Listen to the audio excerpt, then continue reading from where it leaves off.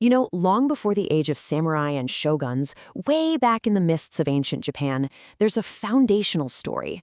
It's the legend of one man, Jimmu Tennō, said to be the very first emperor of Japan. And trust me, it's an origin story like no other. Right off the bat, this isn't your typical founding father story. The oldest chronicles of Japan, we're talking ancient texts here, they don't just paint him as a great warrior. No, they say he had divine blood, a direct link between the heavens and the earth. So that's the big question we're diving into, right? Was he a real man, a powerful myth, or, something in between? And how in the world did his story go on to shape one of the planet's most enduring empires? All right, so to really get Jimmu, you can't start on Earth. Nope, we have to begin where his story does, in the celestial planes, with the gods. This divine connection, well, it's everything. It's the source of all his authority. The central figure, the top of the pyramid, is Amaterasu, the sun goddess. According to Japan's oldest records, the Kojiki and the Nihon Shoki, she is the ultimate ancestor of the entire imperial line. It all flows from her.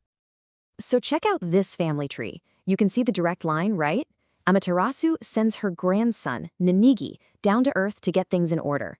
A few generations later, her great-grandson, Jimmu, inherits that sacred mission to finally unite the land and build a nation.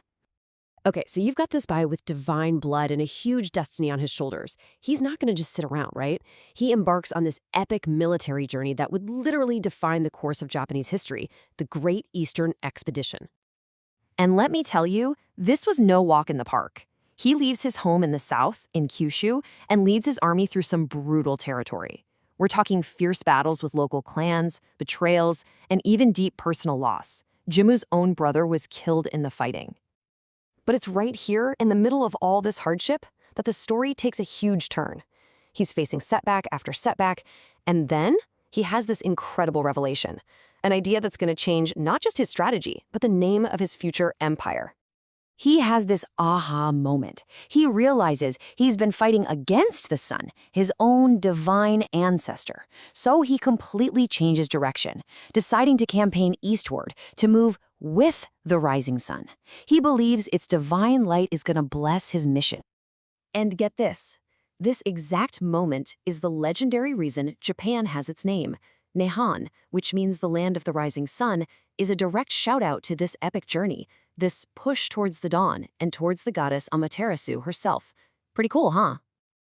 So with the sun goddess, metaphorically and literally, at his back, Jimmu's campaign starts to succeed. His long journey finally ends in the central plains of Yamato. This is it. This is where he establishes the empire he was always destined to build.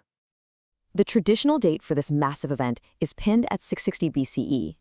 On this day, Jimmu is said to have finally ascended the chrysanthemum throne, making him the very first emperor of Japan, and founding his capital in a place called Kashihara. I mean, just pause and think about that for a second. This one story establishes a single, continuous imperial line that supposedly stretches back over 2,500 years. It is one of the most powerful claims to dynastic legitimacy in all of world history. And to really make it all official, to seal the deal on his divine rule, Jimmu was given the 3 sacred treasures passed down straight from Amaterasu. You've got the sword for valor, the mirror for wisdom, and the jewel for benevolence. These items are still the most sacred symbols of the emperor's power today.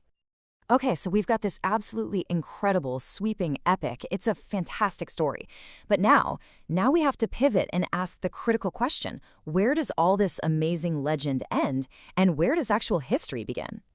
This is it. The big one, the question that historians and archaeologists have been wrestling with for centuries. Was there a real historical guy at the heart of this myth, or is the whole story just symbolic? So this really boils down to 2 main views. On one side, you have the myth, a divine warrior emperor who founded the nation in 660 BCE. On the other side, you have the historical perspective, that the story of Jimmu was probably created centuries after the fact to stitch together a bunch of early clans and give the ruling Yamato family an undeniable divine right to rule. Ultimately, though, getting bogged down in the did he or didn't he exist debate might be missing the bigger picture. Because, fact or folklore, the legend of Jimmu Tennō became a core pillar of Japanese identity, of its culture, of its entire spiritual framework. The real power is in the story itself. And don't think for a second this is all just ancient history. This legacy is alive and kicking. Every single year on February 11th, Japan celebrates National Foundation Day, which marks the day Jimmu took the throne. It's a modern holiday celebrating this ancient story, honoring over 2,600 years of imperial tradition that all started with him. So it all leaves us with this really fascinating question, doesn't it? For a story to become the soul of a nation, to define its identity for thousands of years, does it actually matter if every detail is factually correct? Maybe the truest part of any origin story is simply the power it has to shape the future.